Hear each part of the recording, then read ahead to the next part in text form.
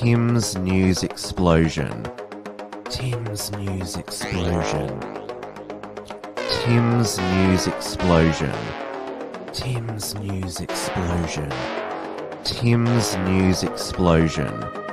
Tim's News Explosion. Tim's News Explosion. Tim's News Explosion.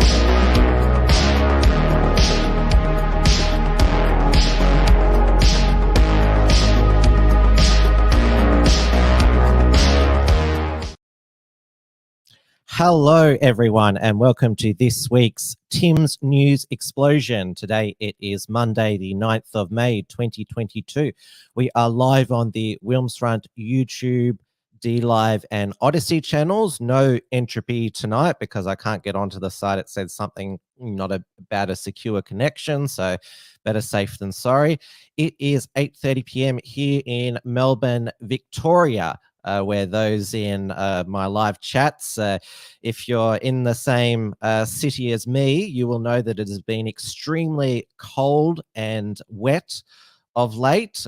Heater in the morning because of the chills, and it's rain on and off again. I hope that everyone enjoyed and commemorated Mother's Day yesterday, given that, well, the definition of a woman is now settled again. And obviously everyone who was born on planet Earth, it was their mother gave birth to them, and you should also, in this Roe versus Wade debate, also thank your mother for not aborting you.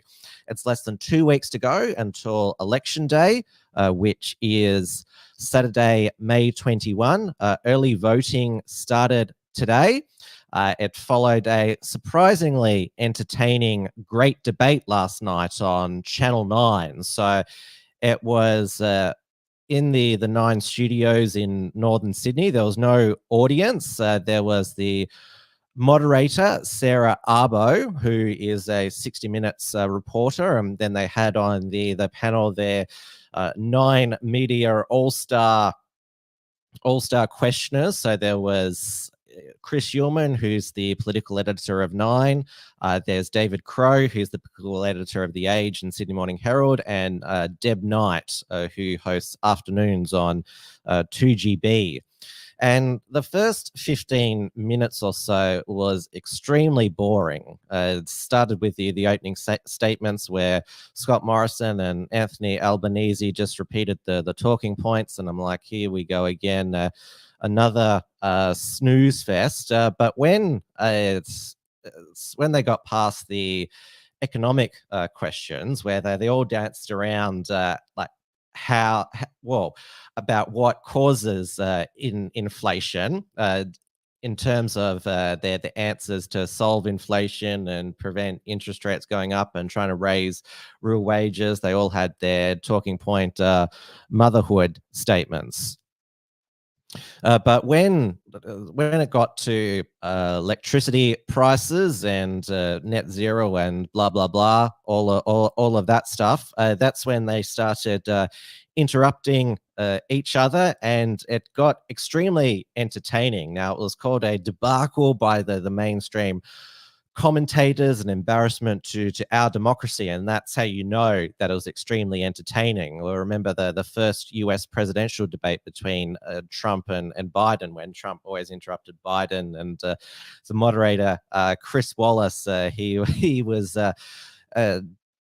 very powerless. The leaders' discussion just flowed themselves, and that's what happened here. Apparently, they were showing disrespect to a woman by talking over Sarah Arbo a lot of the time. But who is she? Like, I didn't actually remember or know who she was until she was announced as the moderator. I mean, why didn't they give it to, say, Carl Stefanovic? That is what Mark Latham suggested. It's because Sarah Arbo, she was called out of her depth, though. Latham is now in hot water. He is the New South Wales leader of One Nation for this tweet during the debate. He said, "Never trust an Arbo with something as important as that. Now, the way that Sarah Arbo's name is spelled, it sounds like Abo, which is a shortened name for Australian Aboriginal. And so many people believe that Latham deliberately put a racist slur on Twitter. And apparently the Nine Network, they now want, they're reporting Mark Latham's offensive tweet to authorities. So it mentions he first tweeted at 9:36. Arbo has lost control, and then at 10:10 p.m. Said that never trust an Arbo with something as important as that. Despite being widely condemned on Twitter as a racist slur, Latham pleaded innocence, telling the Daily Mail on Monday morning that the response was an example of how the outrage industry fails to understand how words can have multiple meanings, and the true meaning lies with the speaker, not necessarily with the listener. That multiple meanings line stood in contrast to Latham's own position at 8:16 a.m. when he replied to a poster's observation that the comment was clever because it works on two levels, with the response only one level. In Nine's view, there is no question what Latham meant. The tweet from Mark Latham last night is a disgrace, racist, and totally unacceptable, said Darren Wick, Nine's Director of News and Current Affairs. Sarah Arbo is an outstanding journalist and handled the robust nature of the debate of this scale with intelligence, calmness, and professionalism. This isn't to be said for Mr. Latham's tweet. We were reporting his comment to authorities. And so this article mentions that somebody could complain to the Australian Human Rights Commission under 18C, and mentions the part of the act. It is deemed an offence if an act is carried out in public, which would include comments on a public platform such as Twitter, which is reasonably likely in all circumstances to offend, insult, humiliate, or intimidate another person or group of people because of their race, color, national, or ethnic origin of the other person. Any attempt to bring such action on these grounds would presumably have to establish Latham deliberately used a racist term.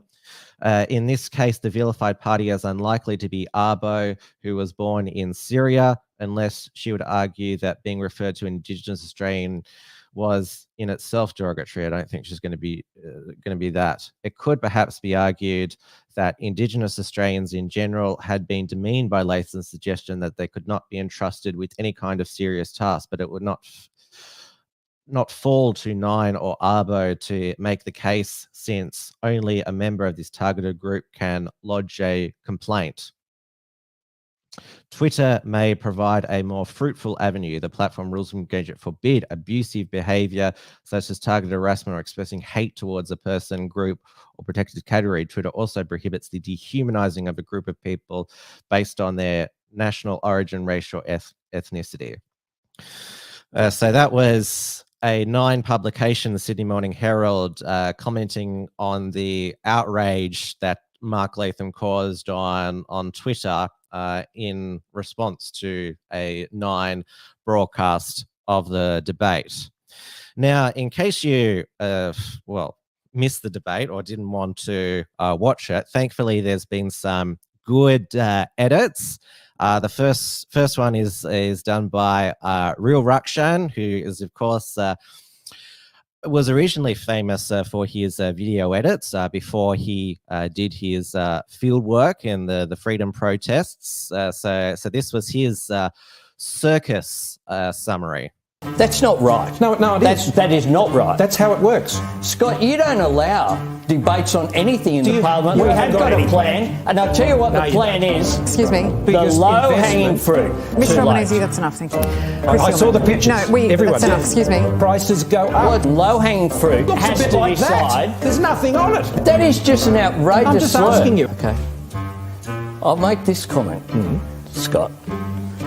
When I was a minister we put the Biggest low-hanging investment. fruit. This is a very You're making big lots of telling points. No, me Mr. Morrison, that Mr. Albanese, that's territory enough. government was- Excuse me, I think Unlike we're getting you, I've more been a questions treasurer between the government. two of you than our They know panel. a 30% of the bill, Anthony. It's enough. I'm actually, thanks for the question, Scott.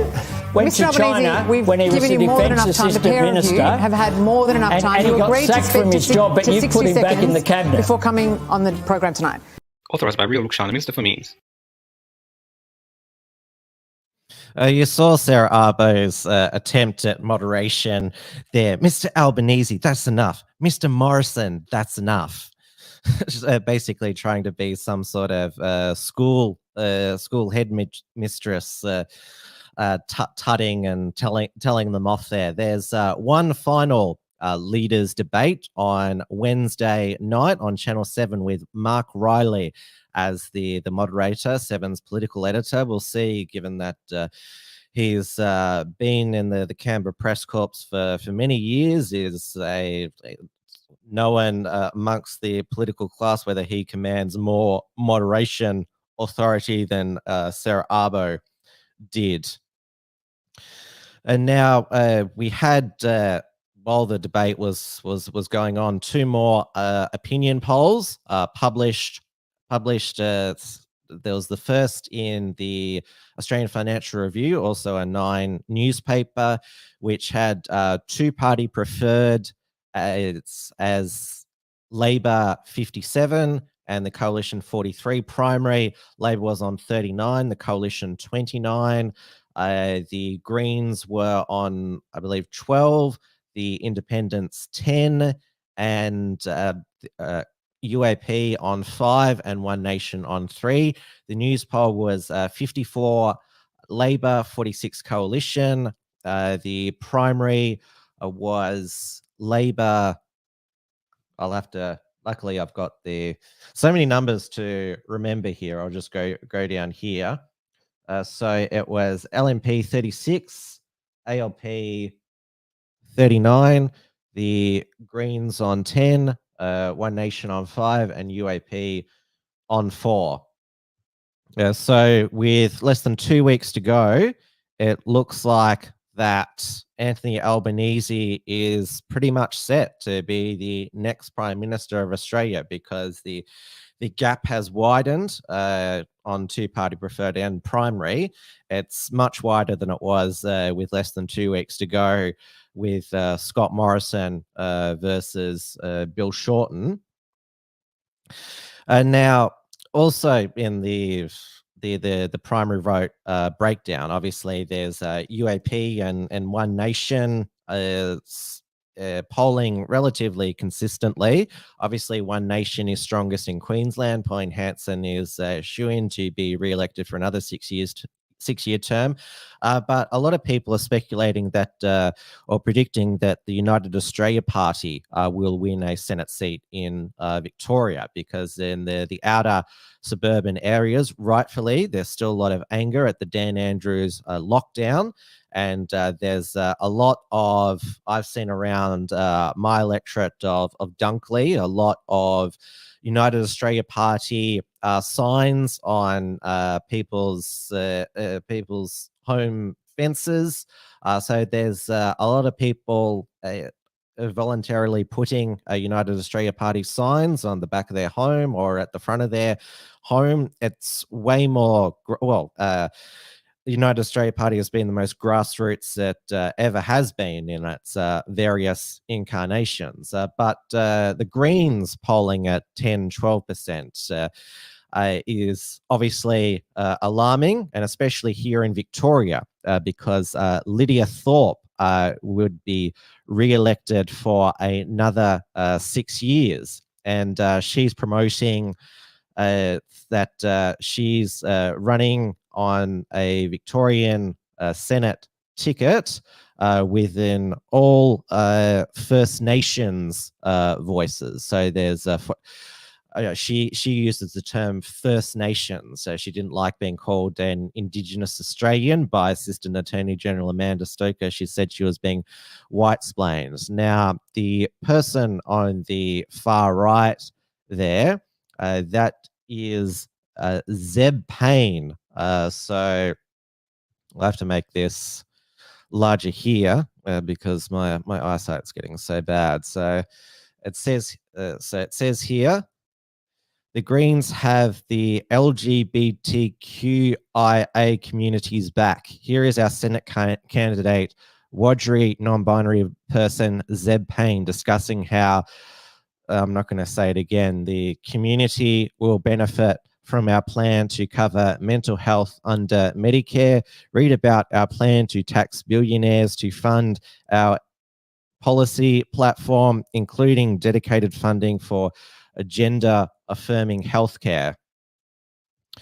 It seems like a silly policy for them to tax big corporations and billionaires to pay for their LGBT policy when the billionaires and corporations already commit a lot of funding to this. So this is the article that she links to here. Our Senator Janet Rice, also a Victorian senator. You'll remember that Janet Rice, she was married to a man that transitioned to be a woman. So she accused Scott Morrison of using LGBTQ people. She didn't use the full thing as a political football, and Labor doing a disappearing act. So some of their policies, what is it, 285 million in funds over 4 years, including 15 million for dedicated funding to cover out-of-pocket cost experienced by trans and gender diverse people in accessing gender-affirming healthcare.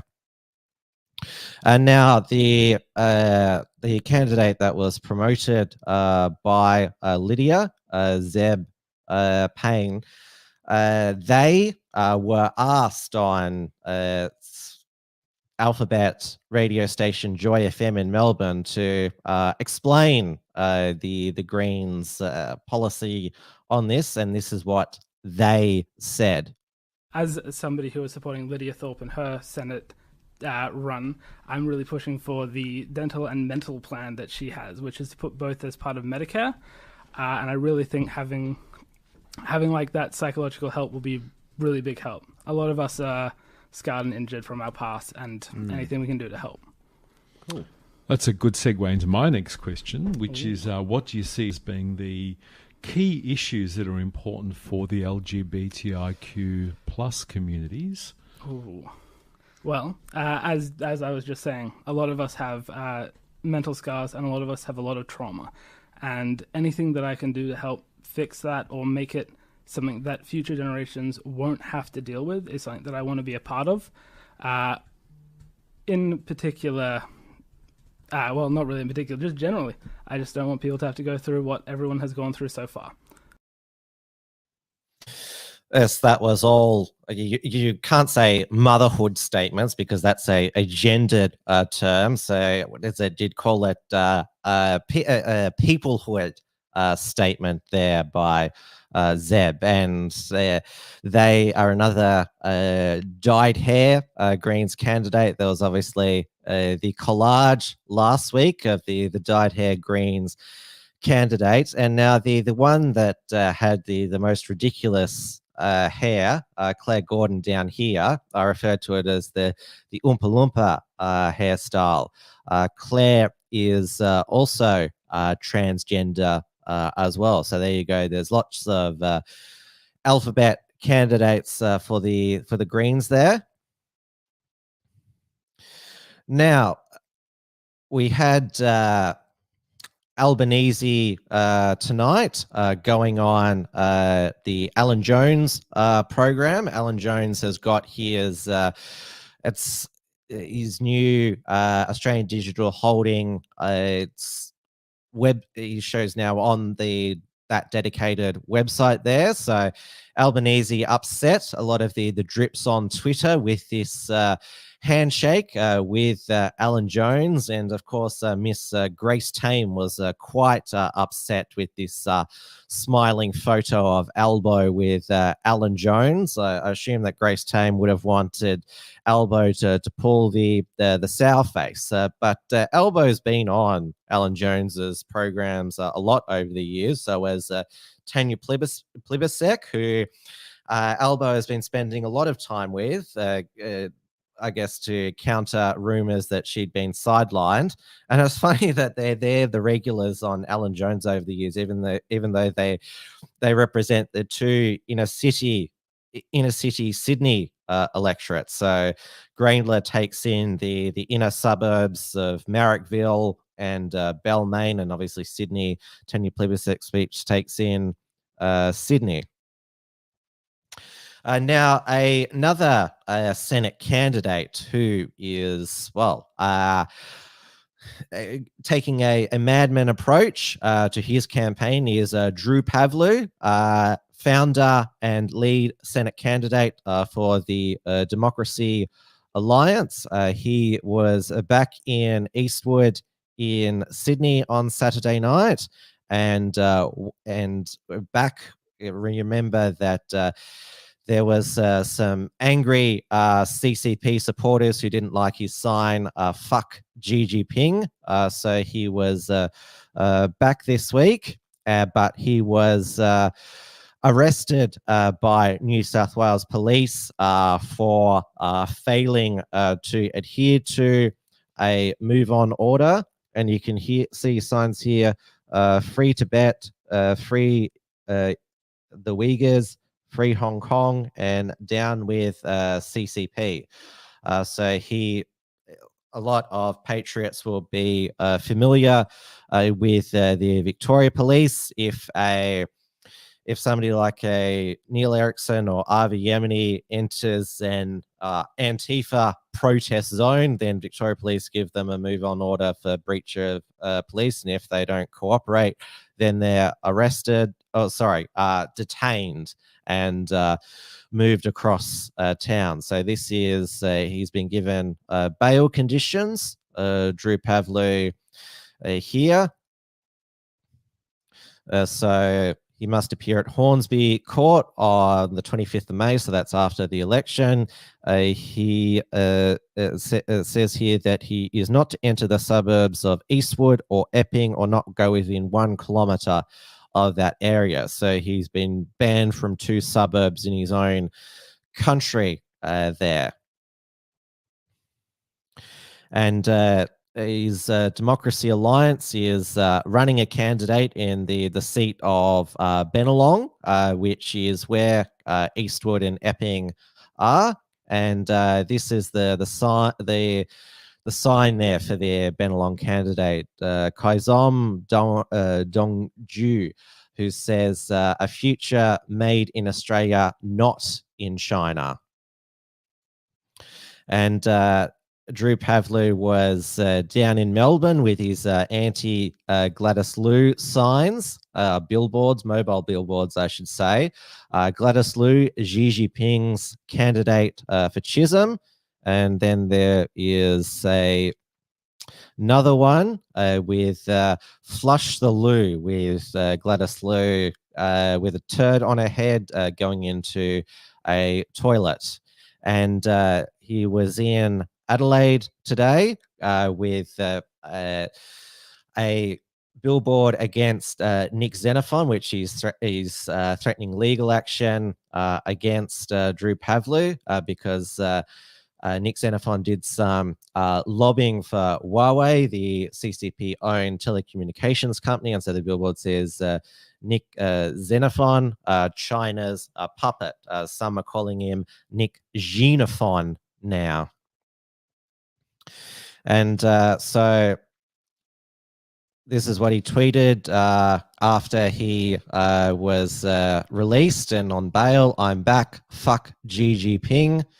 And this is what the New South Wales police said of his arrest. Police were concerned that the unauthorised assembly was causing fear and alarm amongst the community due to the escalating antisocial behaviour of those present. Police spoke with a 22-year-old man and issued him with a move along direction. When the man failed to comply with that move along direction, he was arrested. So yes, obviously Drew Pavlou, he's from Queensland, so running for the Queensland Senate. It's a very crowded Senate field there. There's obviously him, Pauline Hanson. There is Campbell Newman running for the Liberal Democrats, Clive Palmer for the United Australia Party. So it's the most crowded Senate field in the nation. Now, moving along to, well, it's a nation, a part of the United Kingdom, which did have their election for their assembly just over the past weekend. So the Northern Ireland Assembly saw the Irish Republican, Nationalist and Socialist Party Sinn Féin win the most seats, and this is considered an historic victory because if we go, even though they didn't actually win more seats, the Democratic Unionist Party, the main Protestant Unionist Party in Northern Ireland, which has dominated the Northern Ireland executive and First Minister positions since the Northern Irish Assembly was created with the Good Friday Agreement in 1997. They're now the second largest party now. The neutral Alliance Party, they got an increase of 17 seats. They don't favour either unionism or republicanism. Now, Sinn Féin, people have long suspected they had close ties to the provincial Irish Republican Army during the Troubles from 1969 to 1997, which there was lots of terrorism on and atrocities committed on both sides. The leader of Sinn Féin, because it's a political party that is present in both the Republic of Ireland, where I think they're the second biggest party, main opposition party now, and they're also in Northern Ireland as well. They don't sit in the House of Commons. They have a policy of an abstentionism. They have, for the 21st century, sort of modernized their image, but they're still fiercely nationalist and Republican. And Mary Lou MacDonald, who is the Sinn Féin leader, says that we're not going to get Boris's permission to hold a United Ireland referendum. We've got the powers to do that. So there you go. It could finally happen, a United Ireland. Now, a lot of Piers Morgan, whose show is rating 0 in the UK, Talk TV rating 0, said that, alluded that this is because of Brexit, because Northern Ireland is not in the European Union while the Republic of Ireland is, and there's this weird backstop between the two nations. But it's basically because reason why Sinn Féin is doing so well in Northern Ireland is because Catholics continue having lots and lots of children, while the Protestants in the UK have got sloppy with their reproduction numbers. Now, over in the US, we are seeing escalating mostly peaceful protests by Antifa in support of baby murder, because, well, they support a violent act, so of course they're going to be violent. Of course, peaceful protest means violent protest, and there's had to be beefed up security outside the Supreme Court justices' residence after the leak from the Supreme Court last week, the draft Samuel Alito ruling overturning Roe versus Wade and returning the power to regulate abortion rightfully to the states. And one MAGA representative who is very excited with this development is Marjorie Taylor Greene, and she has got the all clear to run for re-election for her district in Georgia because the various swamp opponents of her tried to launch a challenge because they claim that she's an insurrectionist because of January 6th.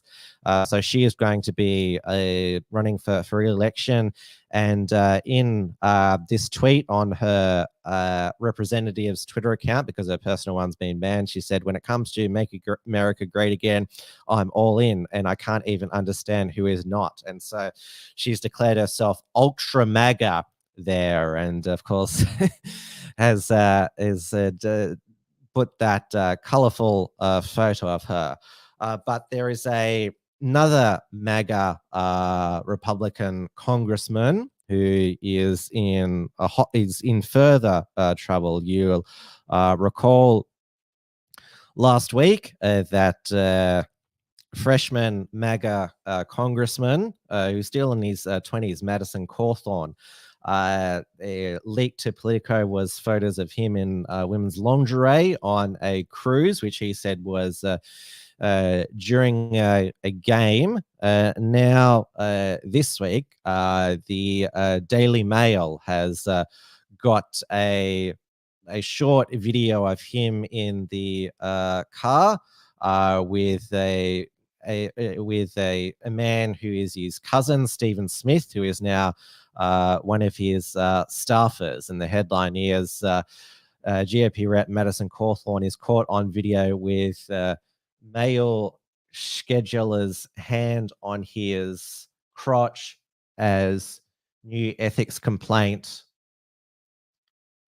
claims the congressman gave him thousands of dollars in loans and gifts. So this is the alleged crotch grabbing video that the Daily Mail published.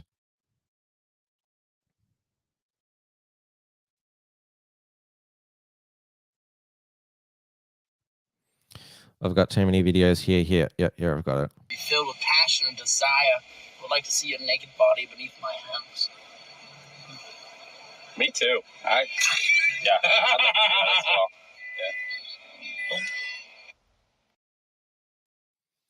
Yeah. Now, is that really a crab grutch? I mean, he puts his hand in his lap for a second there, and this was Madison Cawthorn's response. Now, this video is just stupid locker room talk between two cousins that grew up like brothers, taken long before I served in Congress. And my cousin Steven that they're attacking is my ADA. He's family, and he's my best friend. The article published in the tabloid The Daily Mail didn't even bother to fact check any of this or send the video to my office before they ran this with misinformation. The media lies. It shouldn't surprise any of us. But there was more that happened the next day. So I'm not going to show the next video that was leaked because it shows Madison Cawthorn naked, and so basically it's a form of revenge porn because it was leaked by a PAC opposing him. So he called this the publication of a nude video against him as part of a blackmail campaign. So this is what he said. Years ago in this video, I was being crass with a friend trying to be funny. We were acting foolish and joking. That's it. I'm not backing down. I told you there would be a drip campaign. Blackmail won't win. We will. The video was uploaded by the American Muckrakers PAC, which runs a website called Fire Madison. The website describes the video as including a nude Cawthorn thrusting his groin at another person's head, and because he's naked in it, it's it looks like that he is thrusting his penis in the guy's head. In a video posted on Wednesday, Cawthorn addressed a string of recent negative stories that have run against him. he said he referenced a video that this is the one, the crotch one, that was just locker room talk between cousins who grew up like brothers. So yes, there's a lot of embarrassing things coming out against Madison Cawthorn, and obviously the reason why he's so intensely disliked by his opponents is because of his frat boy looks and image and personality. I mean, what he was doing in this nude video was frat boy behavior, but yeah, it seems to be a US thing where like fraternity culture involves a lot of homoerotic stuff like that. It's really weird there. Now, in case you didn't know that Madison Cawthorn, he uses a wheelchair because he was partially paralyzed in a car accident on the way back from a bro trip from Florida. So he still has some use of his legs. Like when he was making a speech, actually got out of his wheelchair. But if you've seen the pelvic thrusting video, obviously everything's working down there. He was briefly married to a personal trainer, a woman, but that's ending in divorce. Sadly, but yes, it's certainly finding it. Is in all sorts of issues at the moment. There's a lot of Republicans who are running against him in his primary in North Carolina. So we'll see where that goes. And now, obviously, we had after the Will Smith slapped Chris Rock at the Oscars, we had another black on black comedian episode of violence. So we had Dave Chappelle during one of his stand-up routines. He was attacked by Aja Lee, who ran up and tackled him, had a gun with a loaded knife into it. That's really weird. So it wasn't a functional gun, but had a knife in it. And he is not going to be charged with a felony for this crash tackle assault. But it's obviously the assaults against African American males that get the most attention, the ones committed by white men or white police officers. But the two episodes of comedians being attacked, it's been a black man attacking another black male comedian there. And this is a bit of a disturbing trend here. I mean, what is it?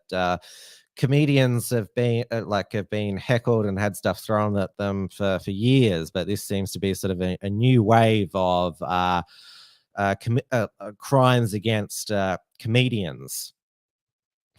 Obviously, the comedian who copped it worst was Fozzie Bear when he was at that rowdy bar in the Muppet movie and even got shot at. So, yes. All right, that's it for Tim's News Explosion tonight. Now, just to remind everybody, Wilms Front is on indefinite hiatus during the election period. I'll be back with Trad Tasman Talk on Friday with Stephen Berry, 6 p.m. Melbourne time on the Unshackled YouTube channel. And of course, during the election week, there'll be, of course, the Tim's News Explosion on Monday, Trad Tasman Talk on Friday, and then an election night live stream on Saturday, beginning at 6 p.m. Eastern Australian time when the polls close. Have an all-star panel. It'll be myself, Richard Wollstonecroft, Kyle Kutazi, Septimus Kane, and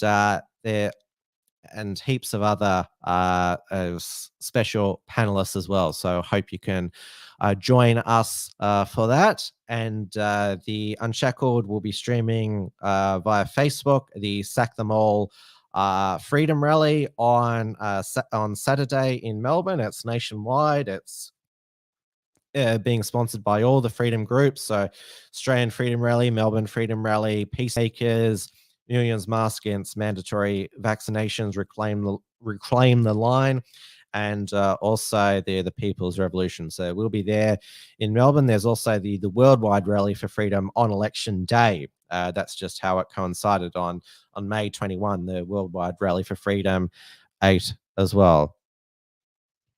So thank you everyone for watching. Thanks for the feedback. Peak Aussie Men, good to see you in the chat. Alice Wonderland, and good to see the regulars here. My producer Margot, and also Crescio, and Savnik, and also I think we had. Yeah, it's always good to see the regulars here. All right, thanks everyone for your company. I'll see you for Trade Tasman Talk later in the week on Friday. Stay safe, stay sane, stay informed as well. Now I've got so many things here. Again, I'm getting a Stream Deck very soon, so I won't I'll just be able to press a button for the outro. I won't have to keep using my mouse. Good night, everybody. Tim's News Explosion. Tim's News Explosion. Tim's News Explosion. Tim's News Explosion. Tim's News Explosion. Tim's News Explosion. Tim's News Explosion.